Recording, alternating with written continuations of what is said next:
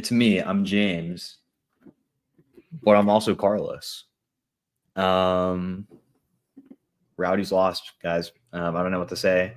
I'll be both of us today, I guess. But in the meantime, let's get James back in here while Eureka works his magic in the background. Not a fun time. Not a fun time having a line down the middle of my face. But, you know, James, I think we can still hear you in the background, actually. Oh, can you still hear me? Yeah. Okay. Yeah. I'll play both of us visually. So why don't you talk and I'll kind of move my mouth like we would start off normally. So James, take it away. There we go. All right. We figured it out. I was going to try. Anyway, I wanted to mouth your words. I wanted you to like talk and I kind of be like, I don't know if I'm predictable enough for that. Too many ums and ahs. But either way, yes, we are here to talk about the Rowdies, and I am also here. Don't worry, it's not just Carlos. It's also me. There was a little glitch I see with the display for whatever reason, the layout of our two faces, but now both of us are present to talk about the Rowdies, even if we don't want to. Carlos, we are here this week after the second 5-0 loss of the season, and we also have to preview another game. I'll be perfectly honest, I didn't put down as much information as I usually do for the preview because I don't think that it will amount to enough, obviously. And for this past game, unfortunately, I think that we were in a position where we had to get a result, and we not only didn't get a result, but I would say that we got embarrassed by it. So, Carlos, I don't know what else you want to do for the intro. Is there anything else you want to add to this before we do our longer recap of moaning and groaning? I have a new microphone. That's fun. I hung up a Rowdies flag on my wall recently too. So it's hopefully not just a blank Saturday. Yeah, it's not a blank, barren wasteland of a background anymore, which is nice. In my otherwise bleak white apartment. But other than that, James, that's about the only thing the Rowdies had going for them this weekend. Unless someone else put up a Rowdies flag somewhere else in their apartment or their house. What are we going to do? This game sucks, James. Why don't we just jump in and talk about it, because that's what we're here to do, and there's not much else to do other than talk about it. I'll give you the quick recap. We'll just jump into it. Bill Hamid was in net for this one. Then Kaziel made up the back line with Forrest Lasso and Aaron Guillen. This was one of my question marks. Would we see Wyke make his way back into the starting lineup on the back line? Or would Van Kaziel get another start after a really, really great performance last weekend from him? Sokard at the right wing back, Blake Bodley left wing back, Alex Mendez, Crisostomo, Paul Marie were your midfield, with, of course, Paul Marie being the more attacking of the three. And then Luis Alvarez got into the starting lineup. This was one of my other question marks, of course, noting that Ruben Spacias was going to be out this week. Who were we going to see step up? I guess nobody, but at least make their way into the lineup for this game, and that was Luis Alvarez. Manu Arteaga was up top as our main striker. And we got throttled. It was 3-0 by halftime. The good news for us was that Zach Ervo wasn't in this game, so he couldn't score on us because he always seems to whenever we play against him now. But it wouldn't matter because J.J. Williams, again, former Tampa Bay Rowdy, would pick up where Zach Ervo would have left off and scored 2 against us before halftime, one of them being a penalty. Rowdies go down 3-0 before halftime. Game was over before it even started. We did not look like a threat at any point in this game to even have a remote chance at a comeback. This game was over by the 8th minute when that first goal went in. Of course, that first goal being by none other than J.J. Williams. And that's it. Standings update. We're not in the playoff spot. Surprise. And we're not technically out of the playoff race. Not technically. Honestly, I thought the way the math was going to work out, I didn't expect Detroit to drop points this weekend. That's the only reason we're still in this. Detroit lost 1-0. I thought they were able to get a draw out of Loudoun. Detroit lost 1-0 to Loudoun. So that's the only reason we're still in the playoff mix in theory. We're back 5 points on Detroit, which means, of course, with 2 games left to play, we need to win our last 2 and get a lot of help. Some other folks, of course, Indy 11 can't beat us to that 8th place spot. They're between us and Detroit in 9th place with 32 points. And Detroit needs to, I guess draw would still work this weekend with whoever they're playing against. And then we have to beat them in the last game. So spoiler alert, we play Hartford this weekend, and they might be the best, hottest team in the league at the moment. I think that there's an argument for that. I wouldn't call them the best team in the league, but they're certainly the hottest team in the league right now. Following that game, we have Detroit at home. So in theory, you get a win against Hartford this weekend. We'll talk about if that's likely or not. You have a chance against Detroit the following weekend to leapfrog them. Of course, pending Detroit's results this weekend, pending Indy's results this weekend. There's a lot that needs to go our way for that to happen and sneak into that 8th place spot. At this point, I think it's worth begging the question, does it matter if we sneak into the 8th place spot? Right. Maybe it's a bigger question, right? Maybe it's a question for another, for a couple episodes from now when it's actually decided, right? You sneak into that last place spot. In theory, anything can happen. I don't think we're like that Phoenix Rising team that snuck in and won the whole thing, frankly. They weren't really losing 5-0 results like this. You're probably going to go to Louisville and then lose 3-0. Realistically is what happens in the first round. So not to, call it season already, but I think it's a fair question I've been seeing in the social medias of the world and the Ralph's Mob Discord is, what even does it even matter if we get into that 8th place spot at this point? Maybe, I don't know. I guess you get 2 wins in a row here and anything can happen, but yeah, whatever. That's where the Rowdies are in 2025, James. Louisville City is still in first place. Surprise. Charleston Battery is in 2nd place with 58 points. Hartford, again, hottest team in the league, is all the way up to 3rd place, leapfrogging Loudoun United, 44 points. Loudoun on 42 points in 4th place. North Carolina, 41 points, 5th place. Pittsburgh, 40 points, 6th place. Rhode Island, with the win against us, is on 37 points in 7th place. And, of course, Detroit in 8th place, 35 points. Way down at the bottom is still Miami FC. So at least we're not the worst team in Florida. We're not the worst team in the league. Birmingham is actually still below us as well. But that's your standings in the East. Out West, Tulsa still in first place, 53 points. Sacramento, New Mexico are tied on 44. El Paso, 40. San Antonio FC, 37. Still some, playoff points to be decided over there in these last 2 weeks, James. There could be some good matchups still out West. But, of course, we get to this time of year where some things are already kind of decided, but one of those things is not the playoff seeding on the bottom half of the Western Conference playoffs. Like I said, 37 points for San Antonio, 36 points Phoenix in 6th place, 35 points for Lexington in 7th place, 34 points for Colorado Springs in 8th place. Of course, you'll notice that it was just 1 point difference in between each of those teams. So a lot of movement can happen out there. There'll still be good soccer left to watch.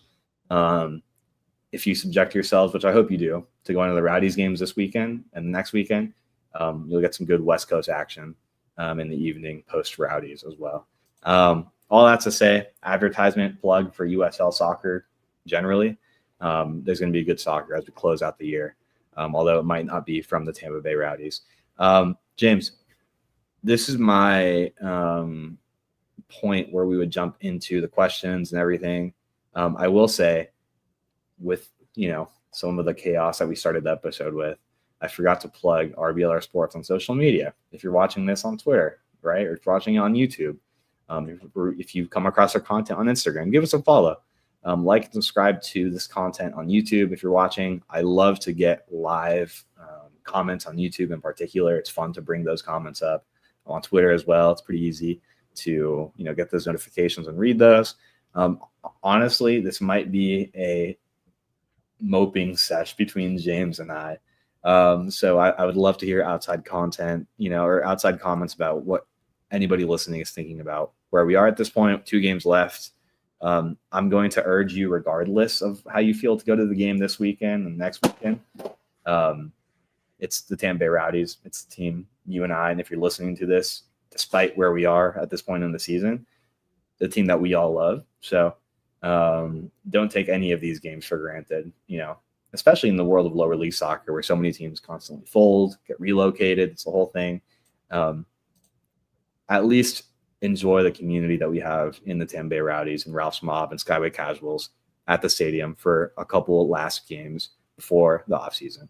But again, if you're listening to this, give us your thoughts. I'd love to hear what everybody else is thinking so that James and I aren't just complaining for another 45 minutes or so. James, we can talk about this game. I guess we have to in some sense.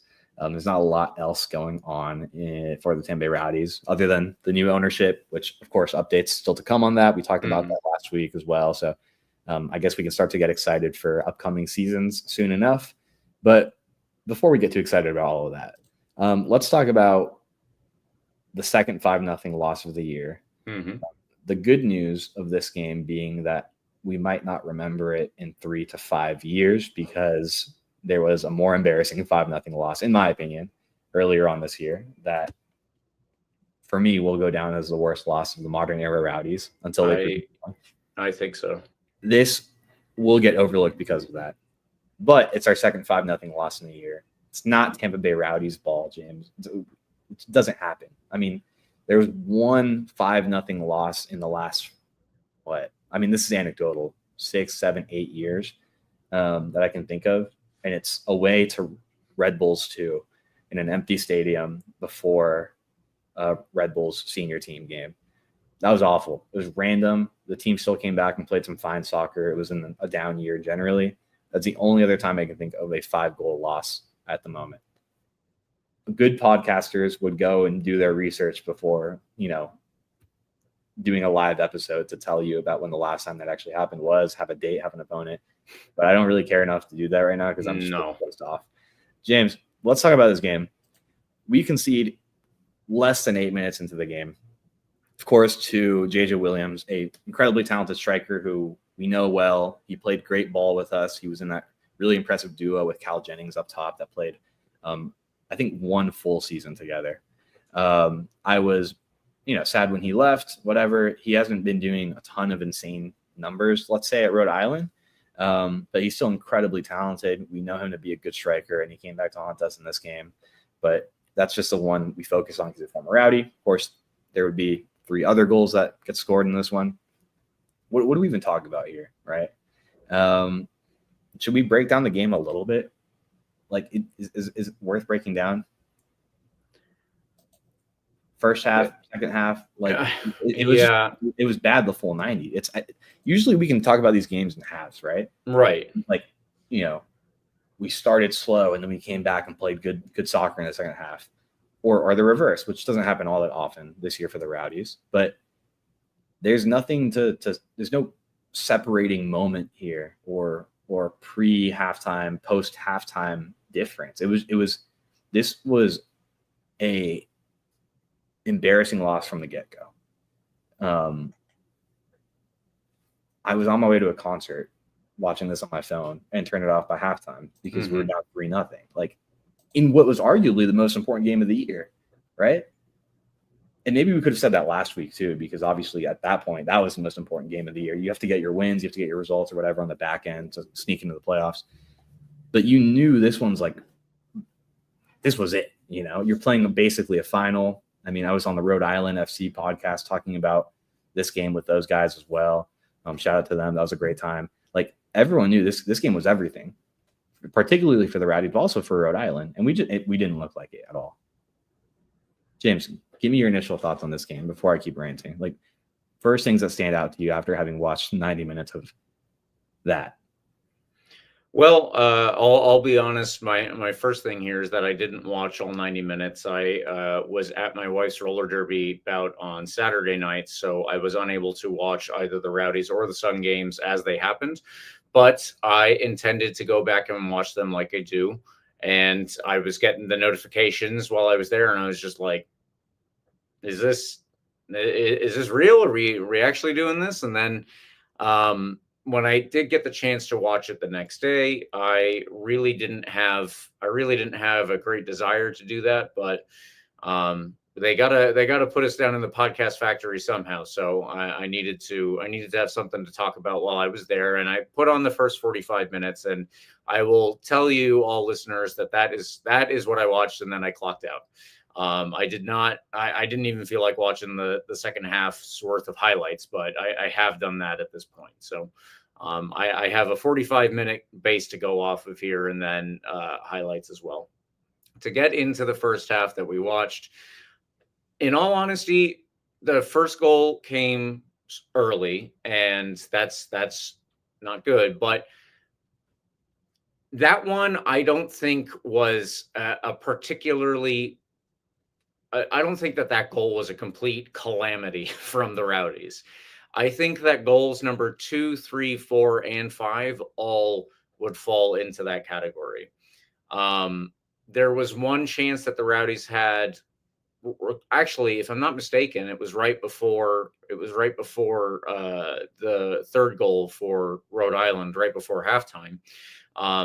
We could have possibly pulled one back, and I don't know if that would have changed the overall course of things. But Carlos, I mean, did we even deserve to score a goal at that point? In my opinion, I really don't think we did.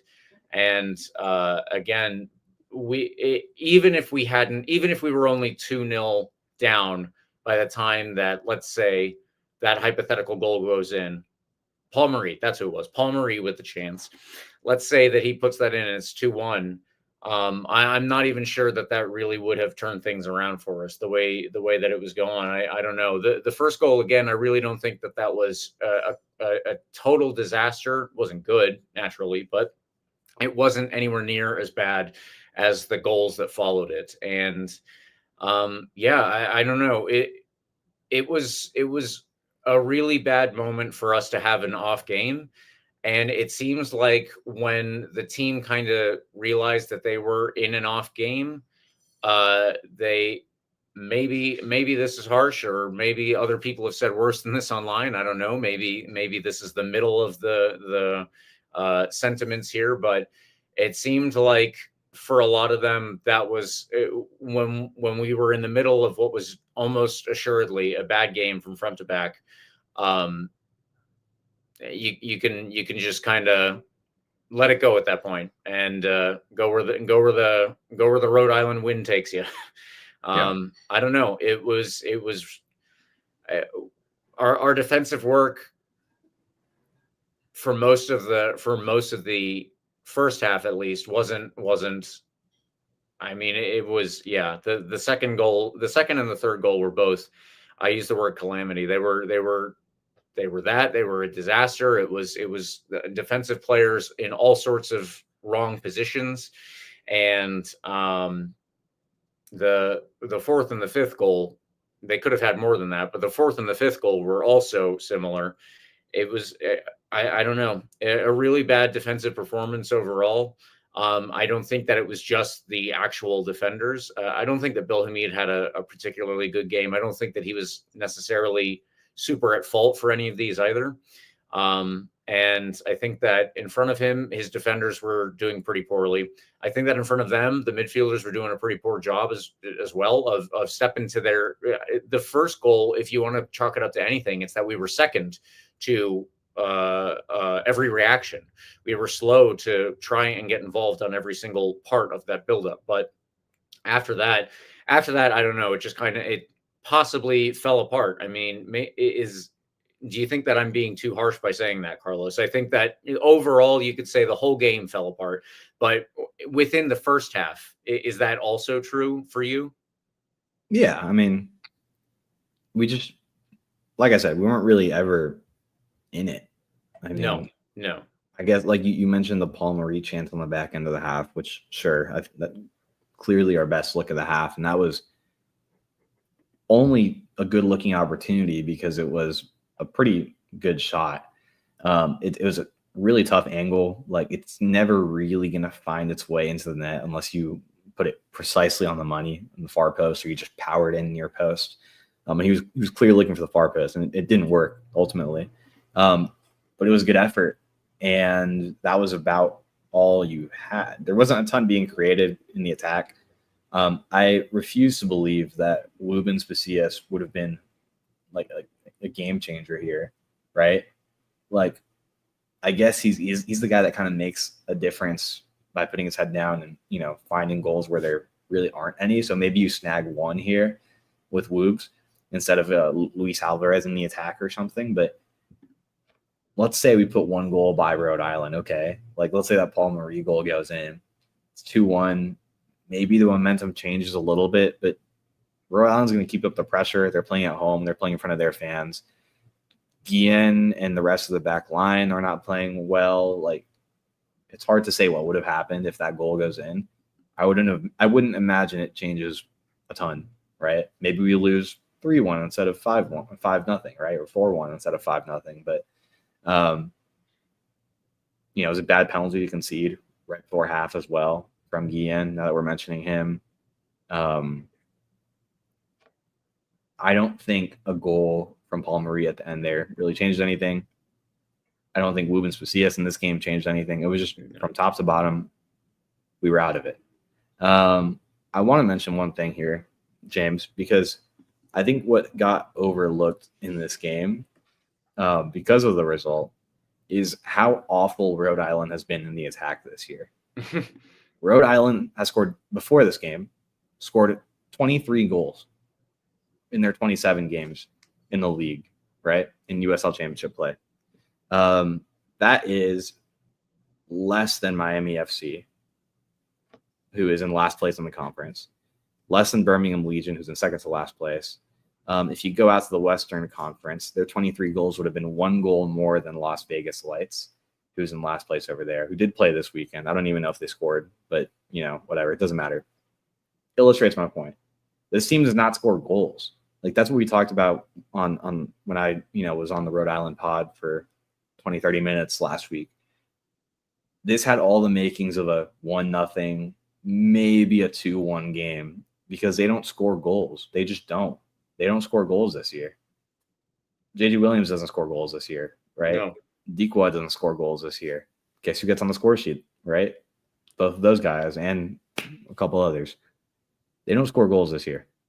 But they managed to put 5 goals by the Rowdies. And, you know, their strength this year has been their back line. That's the reason why they're in contention for the playoffs. That's the reason why they've snuck in as of now. They have a great back line. That's why my concern going into this game was, okay, if Woobs is available, maybe he can put his head down and find an opportunity that we otherwise wouldn't create, and we can get out of here with a 1-0 sneaky result, right? Apparently, it didn't matter because Rhode Island brought out their best game of their lives, or we brought out the worst game of our lives, probably a mix of both. Yeah. It's insane that the lowest one. Okay, I'll caveat it. Maybe the second lowest scoring team in the league. Certainly bottom 3. Put 5 goals by us. Like, that's ridiculous. I mean, big game. You're going in there understanding you need to win. It has all the makings of a final for all intents and purposes for you. And it never felt like we were in it or had a chance. So, yeah. I mean, I don't know. Second half was just as bad, if you want to talk about the second half, right? Because you're talking about the first half and how we shut down in the first half. I mentioned Albert Dikwa because he's a great player with a ton of talent in this league. You know, well respected at this level, has scored a lot of goals in his USL career. But again, I mentioned it because he hasn't really done much of anything this year. Of course, gets on the score sheet in this one. Nice little finish. He was on the back post by himself. Defensive players all over the world. Except on their man in the Rowdies box. And it was done. It was done. I don't know what he was doing, like chirping Lawrence White, like right after he scored that goal, by the way. Yeah, I was wondering about that too. I don't know. Yeah. Like, again, I'm not saying Lawrence isn't like a chirpable player because he loves to talk smack throughout the game. So, like, you know, get your talk in. I'm like, I want to say, if you're Albert Dikwa, like, what the hell are you doing? Like, you know, you've scored like 4 goals all year. Lock in, you know, like you're in the playoffs at this point. Worrying about Lawrence White is ridiculous. But at the same time, I'm like, we can't say anything. Like, there's nothing even to say back to Albert Dequa because they're up 4-0 on us, and he scored against us, right? It's like right. At that point, what are you gonna do? Dequa is a player who has had a great career and has no right to talk that kind of whatever smack he was talking, having a good time like that on anybody, right? He's had an awful year, but it doesn't matter because he scored against the Rowdies, was the 4th goal, and it's just another kind of like embarrassing moment this season, right? Whatever was said, I don't care, right? I'm talking about him because he hasn't done much this year, finds a goal, and feels empowered to talk smack to a team that's below them, to a squad that's played awful in front of them and has made it really easy for them to score. Like, whatever. They were happy. I don't even know what happened on the 5th goal, James. It was just, set piece, whatever. Bill Hamid was calling for offsides, which, like, okay, I guess we can pull that off. Or wait, no, that was the offsides goal. Sorry. And then Maxi Rodriguez gets in, who also hasn't done anything this year. That was one of the big offseason transfers, if you'll remember this offseason, right? His move from Detroit to Rhode Island. Yeah. Didn't result in a ton for Rhode Island this year. But of course, if there's one moment for him to get his goal, it's going to be against the Rowdies in 2025. So that's your entire game here. I was trying to find like a story in the stats. Sometimes numbers tell interesting stories when it comes to soccer and when it comes to the Tampa Bay Rowdies in 2025. There's nothing, it really isn't anything like particularly interesting here. You look at it and it says we had 53% possession. We had 13 shots. They had 15 shots, right? We had 1 shot on target. Okay. Like, that's notable. But there's been a lot of games like that this year for us, unfortunately, right? We had 1 shot on target, 1 big chance, supposedly. Maybe they're talking about that Paul Marie look. I really don't see it as a big chance. Yeah, I mean, he did get relatively close to the 6-yard box. I don't know. Yeah, I don't see that as, a high XG, high goal scoring percentage opportunity. Oh my God, I'm tired. Rhode Island had 4 big chances. That's a fun stat, and missed 0. I think penalties are included in that, by the way. They had 6 shots on target. Like, it was, you look at the first couple numbers and it's nothing out of the ordinary. But the only stat that matters is the goals, right? Like, they outplayed us. They created the more dangerous looks. I guess we just kind of let some shots fly. This might have happened in the second half when I turned off my phone. Ultimately didn't matter. I don't know who to talk about in this game. FOMOB says we hit the post at some point in this game, by the way. I don't know when that remember that. No clue when that happened. Again, probably happened the second half when I turned off my phone. Yeah. And the game was over. I don't know. Maybe that's a high XG chance. We're really good at doing this whole podcasting thing, by the way. This game was awful. Whatever. I don't know how much else we can say about it. I had one thing to say before that number stood out. Oh, I like to kind of, pick out some players, point out some moments in this game that we, can talk about. Everybody was just awful. I don't really know what to say. Obviously, Paul Marie had that one look. I have been begging for something out of Luis Alvarez this year. He's had not a ton of playing time in the Casciato regime. He had his moment. Well, not today. Last weekend, he played 45 minutes before getting subbed out at the start of the second half. I didn't notice he was on the field. Maybe he was playing in a position that wasn't all too familiar with him. He was kind of asked to be like a shadow striker almost. Fair. I was hoping this would have been a game where we were like, wow, we've had this on the bench all along. Like, this is the Luis Alvarez coming out party. He was going to step up for Wolves and score a really nice banger or 3 this week. Everyone else was just okay or awful. Like, there was no in between. Mm-hmm. So I don't really know who else to talk about. James, any other highlights or lowlights here? Well, one thing that I wanted to point out based on what you said, you pointed out that the Rowdies have had some bad stats figures in this game and over the course of the season. Normally having bad stats figures is an outlier for us, and I don't think that's.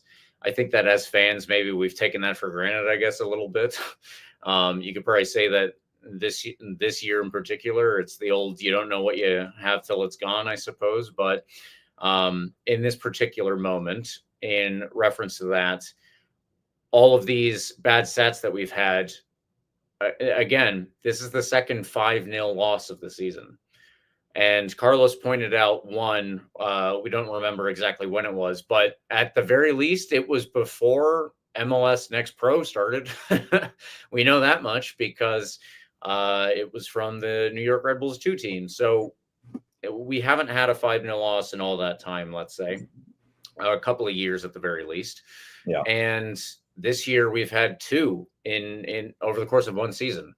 If you really want to caveat that one was against an MLS team, as Carlos pointed out when you mentioned it earlier, I will back you up and say that was the more embarrassing of the 2 losses, because that one is supposed to be the one that everybody gets up for. That's the one that the fans get up for. That's the one that the players get up for, because a lot of players on this team have played against Orlando, if not once, if not multiple times, at least once, and they know the vitriol that comes with that. They know the hatred that comes from the stands, and it's one of those things that gets your blood flowing.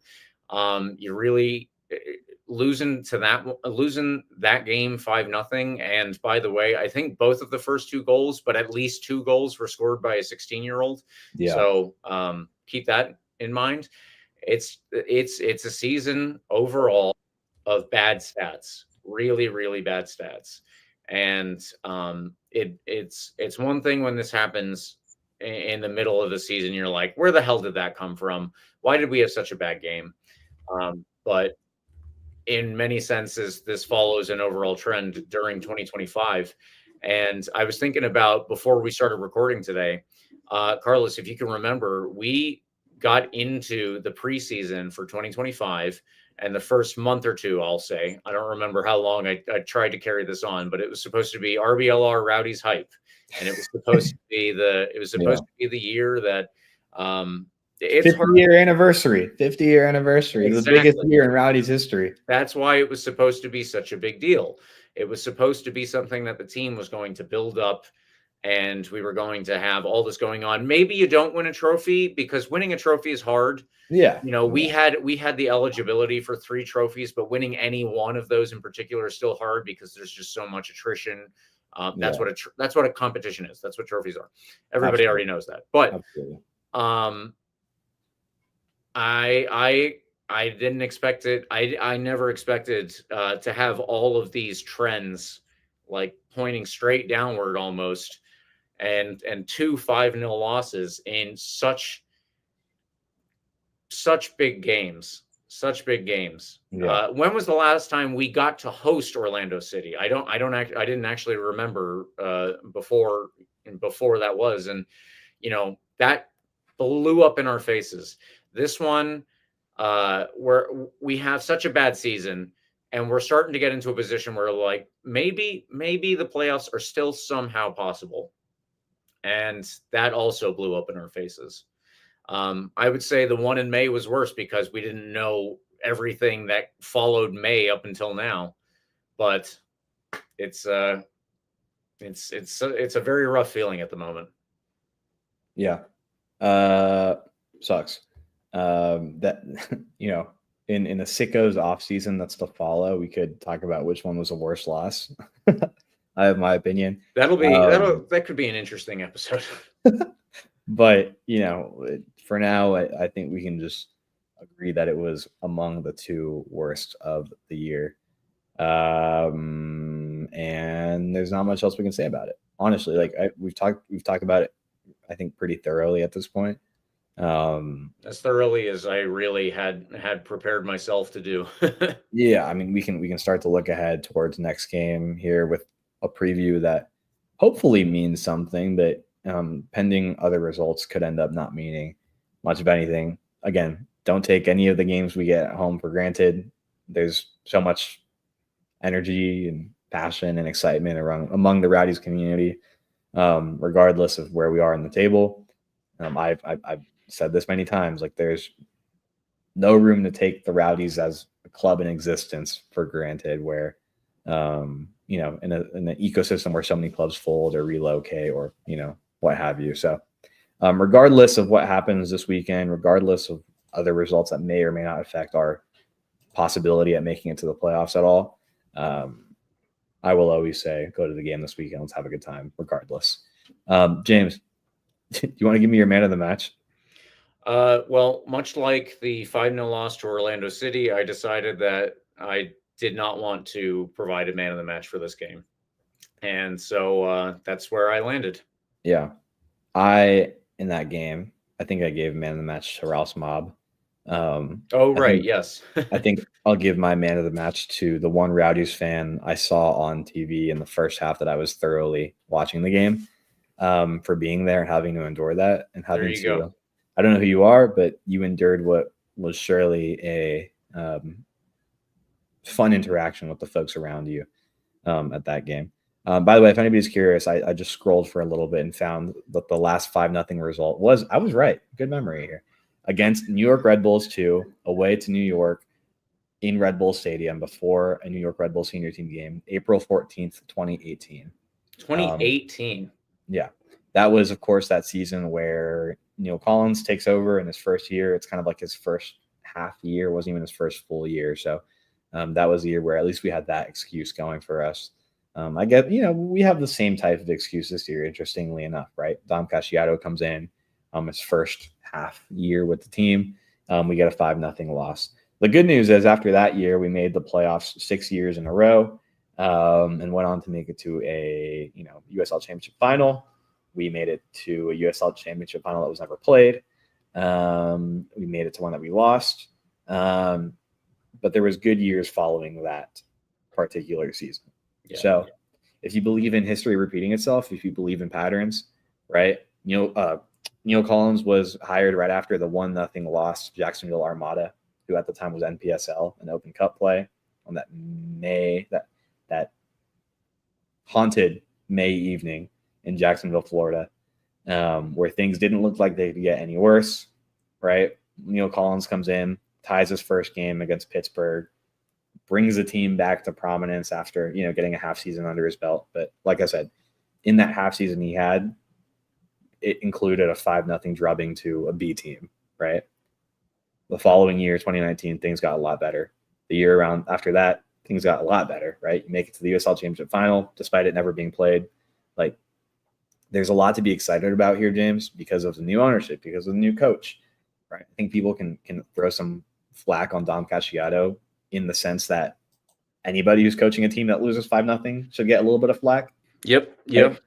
Right? But certainly not, you know, in a fire him and get rid of him type of sense, in my opinion, right? I mean, I'm not going to tell you what to believe, but I think it would be kind of ridiculous, right, to have that mindset. Start looking ahead to next year, folks. Like, I'm sure a lot of you have been doing that this year. Maybe I've been one of the optimistic voices trying to keep you on board for this year, but there's more to be excited about next year. You know, history repeats itself. Let's see what kind of season we can get in 2026. Maybe it's something along the lines for that 2019 year. Interesting numbers there. James, so that's my man of the match. Goes to that one Rowdies fan in the stands in this game. Quick shameless plug for the RBLR shop. Liking and subscribing is free. Please be sure to do that. But if you need some cool new threads for all your Tampa Bay sports team needs, I'm going to a Lightning game later tonight here in the DC area. Go ahead and check out shop.rblrsports.com and check out all the fun designs that have been cooked up over there. Again, Lightning content, Sun merch. You got Rowdies related merch, obviously, Bucks, Rays. It's a fun time to be a Tampa Bay sports fan outside of the Rowdies right now. You know, maybe the Sun aren't having a great start either, but in other worlds, it's exciting. There's fun stuff to look forward to. And there certainly is for the Rowdies too. So use promo code COYR for 10% off and go ahead and get some cool threads to support your local teams and this podcast. James, we play a game this weekend. Like I said, it could be really important. It could not be, depending on how you look at it. depending on your mindset, depending on if you even care if you sneak into the playoffs at this point. But the Rowdies do host Hartford Athletic at Al Lang Stadium at 7:30 p.m. Like I said, it could mean something. It could not. Hartford is still playing to climb up the table. Like I've said, they are, the hottest team in the league. They have been playing great ball. They've beaten Sacramento Republic twice in the span of 2 weeks. It was obviously one of the best teams out west. One of those games was in Sacramento for what was the final of the Jägermeister Cup. They're playing great ball. They sit third, but they're only 2 points ahead of Loudoun United, who are in fourth place. So again, they're going to want to come into this game and certainly play a good game, get the points they need to lock up that third place spot in the East, right? So let's see what they had in store against Sacramento Republic last week. They had Siaha in goal. They had Joe Farrell, Jordan Scarlett, former Tampa Bay Rowdy, playing good ball over there. TJ Prestus is your back three. They had Sebastian Anderson out on the right side, Babukar and GA on the left side, Marlon Hairston in the middle with Samuel Cariaga, of course, a great USL talent as well that we've seen making some waves in the league this year and last year. Junior Moreira, Kyle Edwards, and Michi and Galena make up your main attacking three. All really, really talented players, all playing some of their best soccer of the year at this moment. They're good, James. Edwards has 12 goals. EJ Samadia, by the way, you make up a note here, James, that EJ Samadia should be back this weekend. And he has 5 assists, just like Anderson on this team, Sebastian Anderson. Their wingbacks are super important. They get involved in the play. I think it's a similar-ish style to the Tampa Bay Rowdies, honestly. So we might have an idea of what to expect here. So let's see if that matters at all. Yeah, they're good, James. I mean, we can look at the stats. You look at their schedule. It's honestly just impressive. There's not really another good word for it. They were, if you recall, at the bottom of the table with us just, a few months ago in the summer. Mm-hmm. We went over there, beat them 1-0 with a goal from Wubens Macias in a game that we could have lost, maybe should have drawn, depending on how you look at it. It was one of Dom's earlier games. We play them, win a really impressive 1-0 win over there. And after that, they just kind of turned things around. Something about that Rowdies game woke up a beast, because after that, they only lost 2 times. It was a loss to Pittsburgh Riverhounds recently and a loss to Indy 11 back in September. Other than that, they've drawn, 3 games and won literally every single other game they've played since that July 16th game against us. They're hot. There's not another word for it. I mean, they're beating some of the best teams in the league, and they've become quickly one of the best teams in the league, turning it around from this summer. I truly don't know how to explain it. It's one of the more fascinating stories in USL this year. And unfortunately, they're going to come to Al Lang Stadium and probably thrash us. That's my prediction. They look really good. They have several guys that can score good amounts of goals. They've scored 46 goals in league play this year, conceded 32. So, kind of middle of the pack defensively, certainly upper end in the attack. Overall, a solid team finding their best soccer at the moment. Like I said, they beat Sacramento Republic twice in the past week. Literally on October 4th, they played them for the Jägermeister Cup final.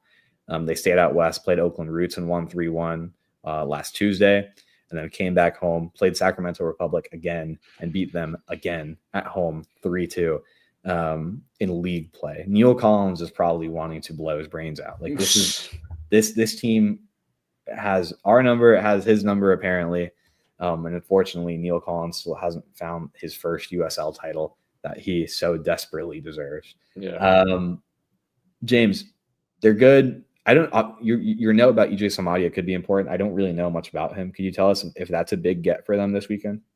So obviously, a big part of the Hartford playing style is their use of fullbacks or most often wingbacks.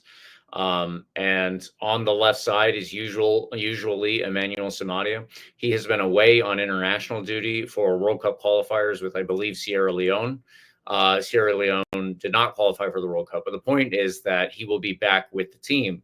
And that means that they get effectively one of their best attacking pieces back in the lineup. Maybe he'll have some jet lag. You could hope for that, I suppose. But I would assume with Samadia back in the lineup, they will probably be looking a little bit better than they even might have. And I would imagine as well that with the proper balance that they usually seek on the right and the left side, they should be able to build up the way that they have been. Kyle Edwards is doing extremely well lately. There's an interesting piece, and I forget exactly where I read this, but there was an interesting piece about how he is this incredible super sub for the club because he usually starts on the bench, comes on, and he obviously has this great goal scoring record despite not as frequently starting. So these are all things to keep in mind. But yeah, Samadia will be interesting, I think, just because if this club wants to focus, or if this team wants to focus on build up through the wide areas, we would normally or nominally have the players to stop them. But I think with the mentality for this side, and I think beyond that, where the mentality for Hartford's side as well, they're in a good place. We are not very high level analysis for me right there, but that's going to all go in their favor when they're looking to make sure not only that they can keep their third place position. It's unlikely that they'll be able to catch Charleston, say, but if they want to maintain their third place position in the Eastern Conference, they also have to keep in mind, I think right now they're ahead of most of the Western Conference teams. So if it came down to it in the long run, they would also have a chance to host in, let's say, whenever they faced a Western Conference team, which would of course be in the final. Yeah. So these are all things that Hartford are going to have in the back of their minds when they're playing us. They are desperate for 3 points, and I think that it's fair to question whether the Rowdies, based on this past weekend, are as desperate for 3 points. Yeah, that's a good question. I don't know that we are. I mean, I would have told you last week that, we were going to go in there and show the attitude. That's what I told the guys on the Rhode Island podcast. I said, we're going to go in there. We're going to show some attitude. The passion, the fire's been there in the last month or so. And I would assume that they're going to go in there talking about the game this past weekend and show some fire, show some heart, because they know it's a big, it's essentially a final. This week, I don't know if it's going to be a final for us. It could just be an exhibition match at this point. Right. But we won't really know until, I think until after the game, right?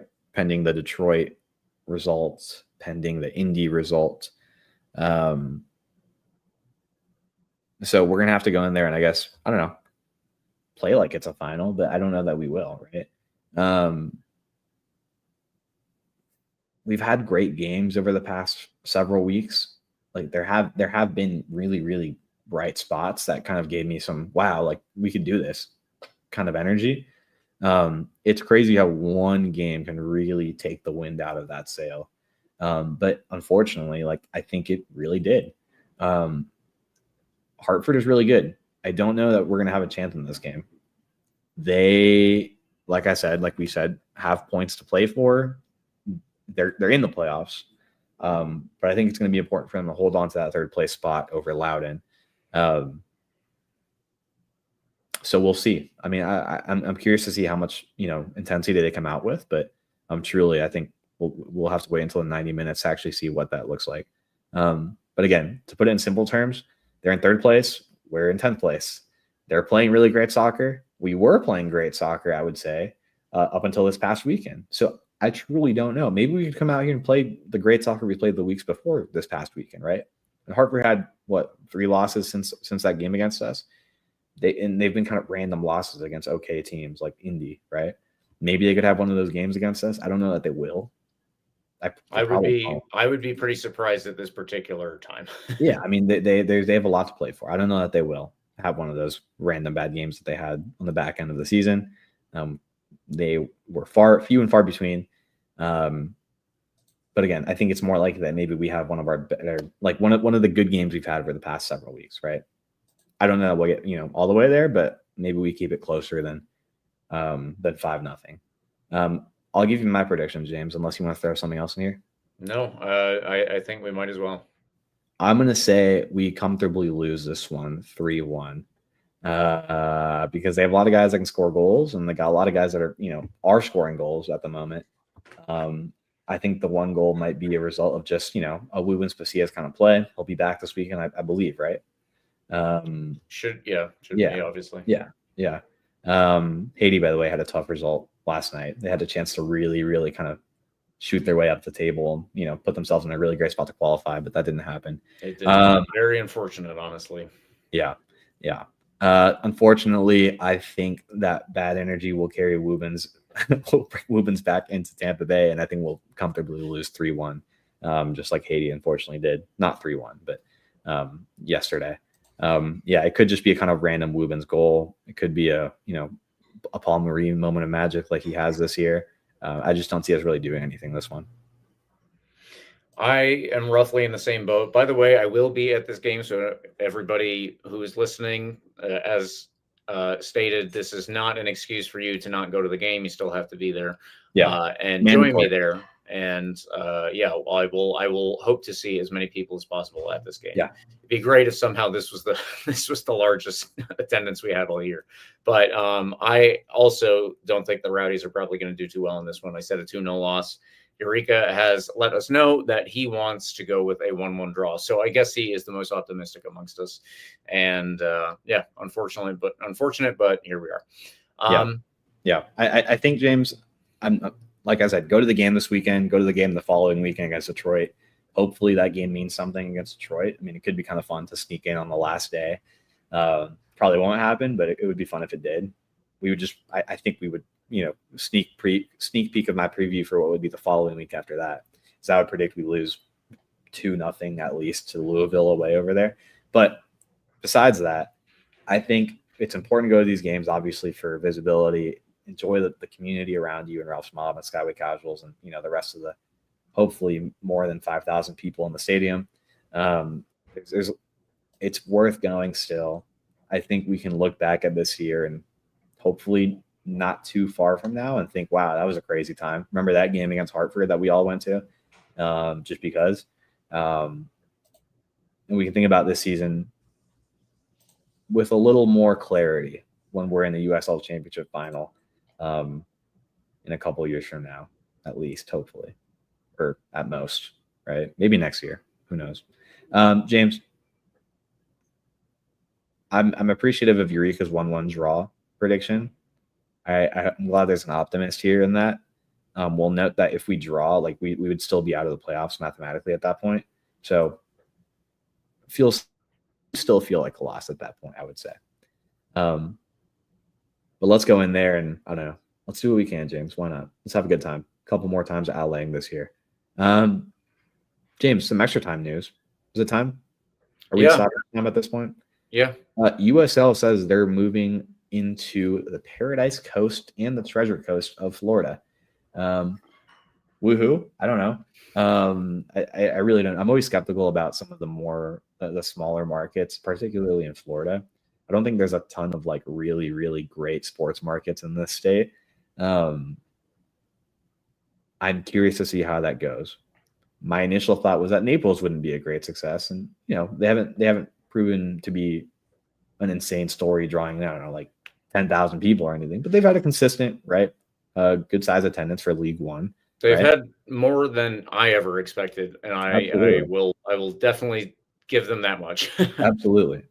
So who knows what happens to Paradise Coast and Treasure Coast? There are people paid more than me and smarter than me to analyze, the viability of these markets in the long run. But many of these people probably don't know what they're doing because there's so many clubs folding all the time in the U.S. soccer. I'm curious to see what these folks have in store for Florida. More clubs is great, fulfill the need for soccer in communities that are smaller markets. That's all good and dandy. I hope it's a sustainable project. I hope people get to have a community team for years to come that they can support. And who knows, one day hopefully be a Division I club through a merit-based system of promotion or relegation. But I don't know.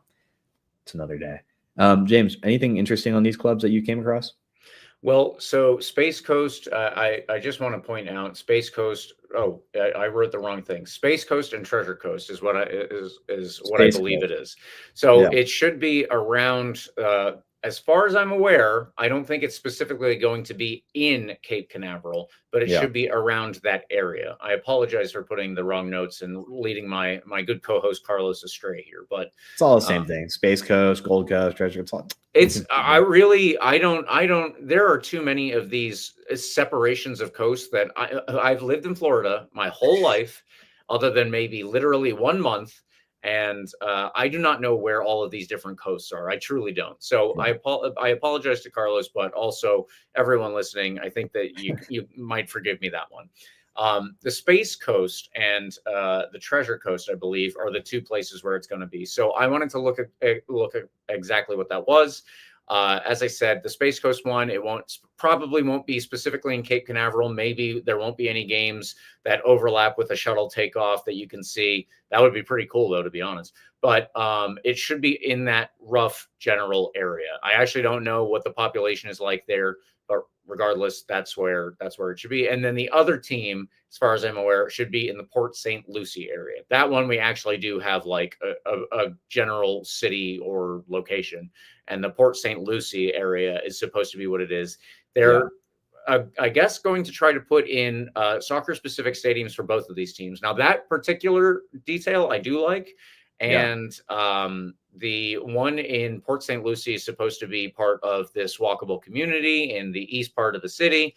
Cool. Sun Coast, Best Coast, says Tom Glenn DePinto. And I'm not going to try to argue with him because we're getting into the too many coasts argument here again. But I don't know.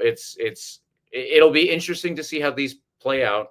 As Carlos said, there are people who are going into this, and sometimes they know what they're doing, sometimes they don't. But I don't mind the idea of more soccer-specific stadiums. I worry about let's say coastal flooding in Florida. So I don't know. I don't know how close these are going to be to the water, but that's a separate issue, I suppose. Maybe the real estate holdings company that is the USL also owns some water mitigation company along the way.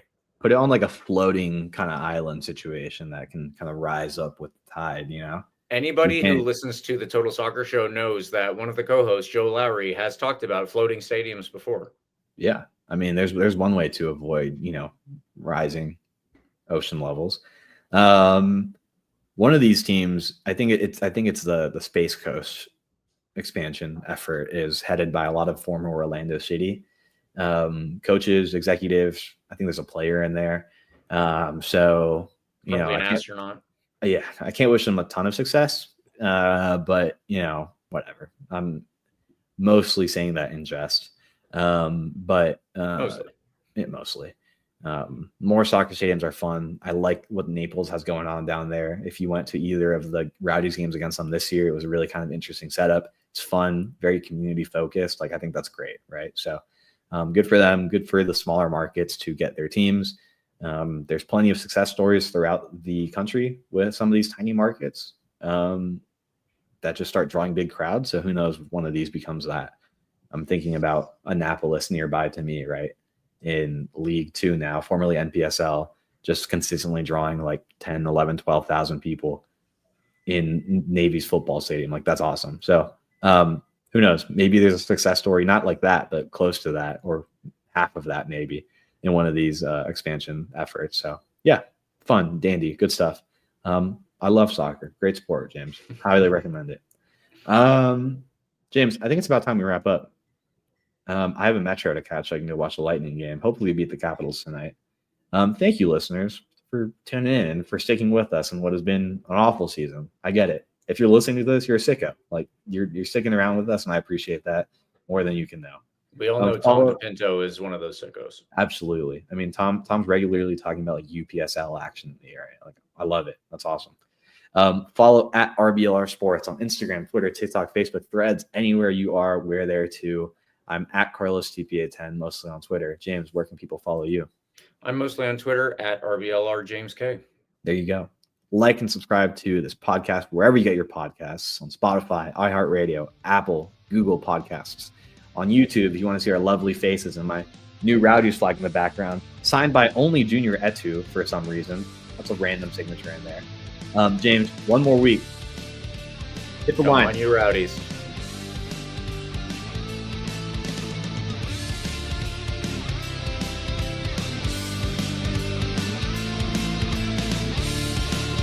Thank you for tuning into this presentation by RBLR Sports. On your way out of the stadium, please remember to like and subscribe.